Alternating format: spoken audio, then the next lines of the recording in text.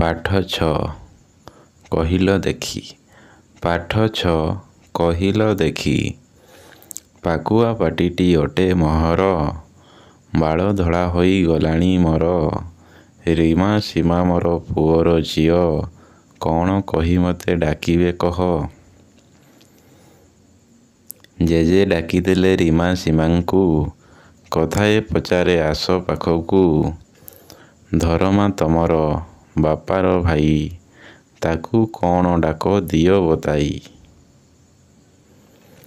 ଜେଜେ ଡାକିଦେଲେ ପୁଣି ପାଖକୁ, ଜନମ ଦେଇଛି ଯିଏ ତୁମକୁ।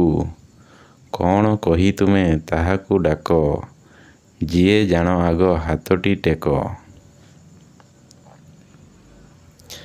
ମା'ର ଭଉଣୀ ମା'ର ଭାଇ, ଡାକ ତୁମେ ତାକୁ କ'ଣ କହି। ତାଙ୍କ ବାପା ମା ତୁମର କ'ଣ, ଯିଏ କହିବ ସେ ସୁନାଟି ଜାଣ।